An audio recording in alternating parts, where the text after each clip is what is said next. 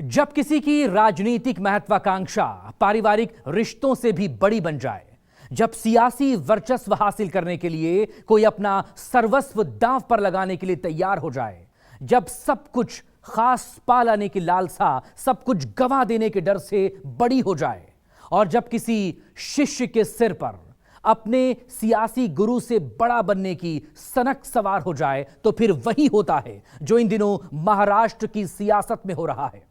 पवार परिवार की इस जंग का पहला राउंड अगर अजित पवार के नाम रहा, तो अब बारी शरद पवार की है। इन दोनों में जीत जिसकी होगी, 2024 के चुनाव में उसी गठबंधन का पलड़ा भारी होगा, महायुति या महाअघाड़ी।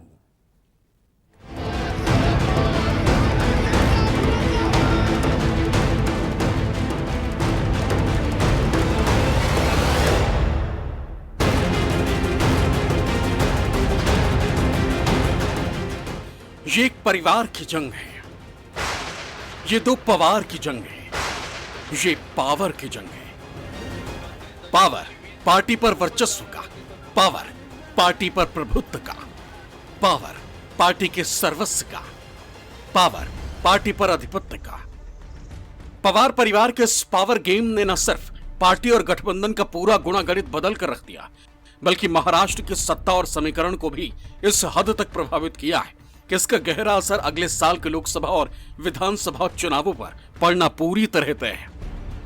एकनाथ शिंदे के नेतृत्व में महाराष्ट्र में महायुति की सरकार है। इस सरकार में दो डिप्टी सीएम अजित पवार और देवेंद्र फडणवीस है।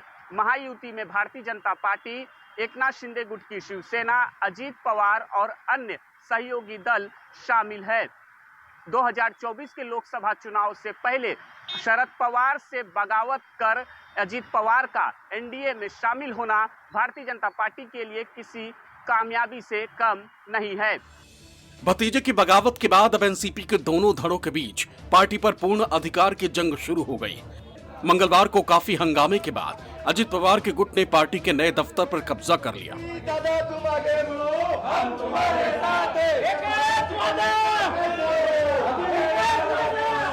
ऑफिस का कब्जा कर ही लिया है। इनको ये ऑफिस अलर्ट हुआ था और अब ये कार्यकर्ता यहाँ पर पहुंचे हैं। अब कब्जा मिल गया पूरा ऑफिस का। हाँ, हम लोग आपको तभी से बोल रहे थे, कम्युनिकेशन गैप की वजह से ये सब हुआ है। अभी हमें ऑफिशियली लीगली कब्जा मिला है। तो आपने देखा कि पिछले 2.5 घंटे से लगातार यहाँ पर हाई वोल्टेज ड्रामा चलता रहा और आखिरकार पहला मेन दरवाजा तोड़ना पड़ा एनसीपी की यूथ के कार्यकर्ताओं को, और बाद में फिर पीडब्ल्यूडी विभाग ने इसकी डुप्लीकेट चाबी लाई और बाकी बाद में फिर इस ऑफिस को यहाँ पर खोला गया है। फिलहाल कह सकते हैं कि इस हाई वोल्टेज ड्रामे पर फिलहाल पर्दा पड़ चुका है। भतीजे अजित फिलहाल भले अपने चाचा के मुकाबले ज्यादा ताकतवर दिखाई दे रहे हों, मगर पवार परिवार के सियासी उत्तराधिकारी को ये बेहतर अंदाजा तो होगा ही कि अपने राजनीतिक जीवन में एक भी चुनाव न हारने वाले शरद कभी भी कम बैक करने की काबिलियत और मादा दोनों रखते हैं। शायद इसीलिए शरद पवार के मना करने के बावजूद अपने नए दफ्तर में वो अपने चाचा की तस्वीर लगाना नहीं भूले। उधर पार्टी पर बगावत का प्रभाव कम से कम करने के लिए खुद शरद पवार अब पूरी ताकत से मोर्चे पर जुट गए। मंगलवार को वो पूरे दिन महाराष्ट्र के पार्टी के नेताओं से मुलाकात करते रहे। We will be reaching out to the people, and the Janta is the best stakeholder to understand what is good and what is bad, and we hope for a mandate from them. We are not concerned with numbers at all, how many here, how many there. We are not concerned. Every Karyakarta of the NCP who shows allegiance to Pawar Sahab will go out and out to the people to make them understand that this is not what BJP is doing is not the right thing for India. यहाँ पे जो बड़ी तादाद में सारे लोग आए थे, उन्होंने हम सारे लोग पवार साहब के साथ इस तरीके का रेजोल्यूशन पास करा हुआ है, हाथ ऊपर करके उस रेजोल्यूशन के द्वारा सपोर्ट जारी किया। शरद ने जब से मोर्चा संभाला है, तब से पिछले 2 दिनों में वो अजित पवार को 3 बड़े झटके भी दे चुके हैं। रविवार को बगावत के बाद अजित पवार को पिछले 2 दिनों में 2 बड़े झटके लगे हैं। बाला साहब पाटिल और मकरंद पाटिल जो 2 विधायक हैं, दोनों मंगलवार को वापस लौट आए। इसके पहले सोमवार को सांसद अमोल कोल्हे शरद पवार गुट में वापस लौट आए। ये तीनों नेता रविवार को शपथ ग्रहण समारोह में मौजूद थे। अगर शरद पवार के खेमे में नेताओं के लौटने का सिलसिला ऐसे ही जारी रहा तो अजीत पवार का खेल उसी तरह फिर खराब हो सकता है जो इससे पहले 2019 में एक बार हो चुका। फिलहाल महाराष्ट्र विधानसभा में एनसीपी के 53 विधायक हैं।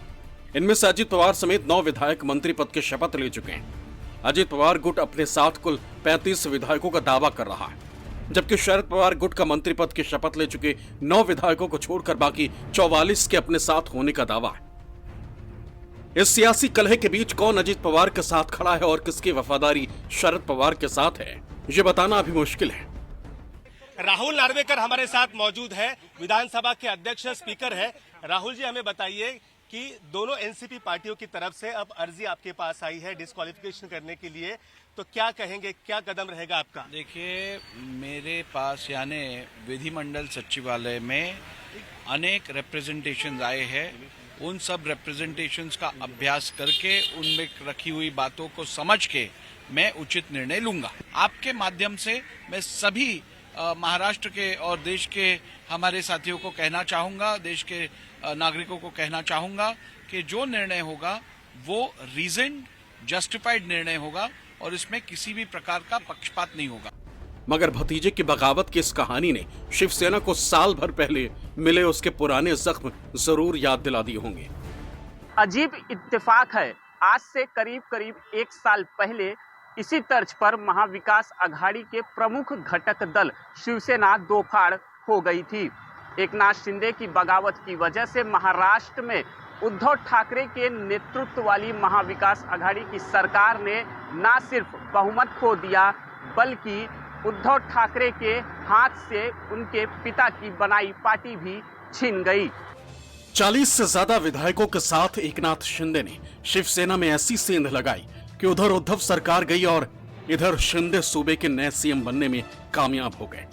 अब अजीत पवार के सरकार में शामिल होने के बाद सियासी गलियारों में ऐसे कयास तेज हैं कि 106 सीटों वाली बीजेपी के सामने अब उनकी सियासी हैसियत वैसी नहीं रह जाएगी जो सबसे पहले थी। बार्गेनिंग पावर कभी नहीं थी, गुलाम होता है, गुलामों की कभी बार्गेनिंग पावर नहीं। महायुति सरकार में अजीत पवार के शामिल होने से शिंदे गुट के विधायकों को भी तगड़ा झटका लगा। कल तक जिसकी नजरें मंत्रिमंडल के फेरबदल में किसी मंत्रालय पर टिकी थी, वो बेचारे अब बड़ा दिल करने की बात कहने को मजबूर दिखाई देते। आप लोग की नाराजगी नहीं है क्योंकि आप मंत्रिमंडल में शामिल होने वाले थे, आपके लोग मंत्रिमंडल में शामिल होने वाले थे और एनसीपी के लोग अभी आ गए। निश्चित अभी नाराजगी रह के क्या करेंगे? अगर राज्य चलाना हो, देश चलाना हो, सरकार चलाना हो तो साथ में मिलजुल कर भी चलना पड़ेगा। थोड़ा तो नाराजगी रहेगी लेकिन अभी वो थोड़ा सा बड़ा दिल करके चलेंगे। आखिरी सवाल कि मंत्रिमंडल में शामिल किए जाने की आपकी चर्चा काफी लंबे समय से है, अब क्या लग रहा है कि कब मंत्रिमंडल में आप शामिल हो सकते हैं? शायद 1 हफ्ते के अंदर हो सकता है।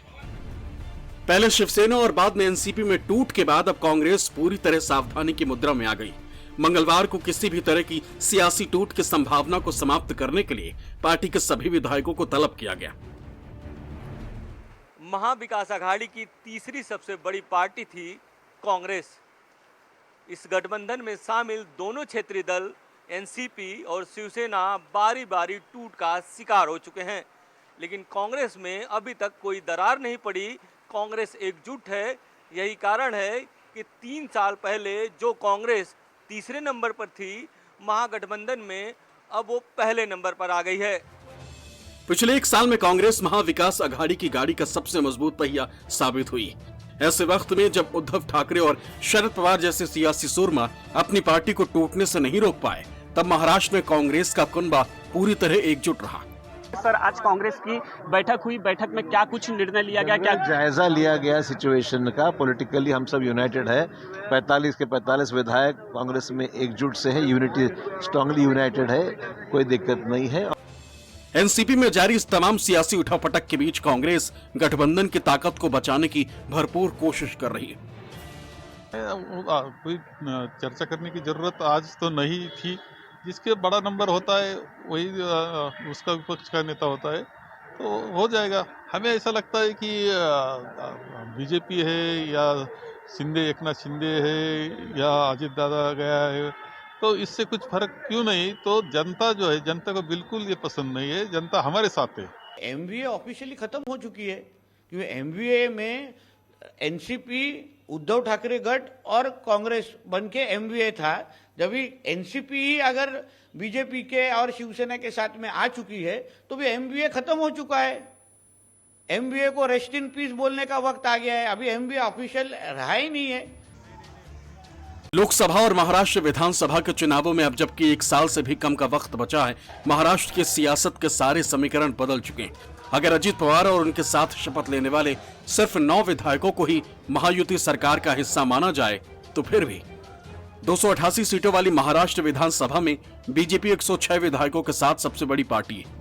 इसे शिंदे गुट के 44 विधायकों का समर्थन भी हासिल है। इनके अलावा एनसीपी के अजीत पवार गुट के 9 विधायक और दूसरे 21 विधायकों को जोड़कर आंकड़ा 180 तक पहुंच जाता है, जो बहुमत से काफी ज्यादा है।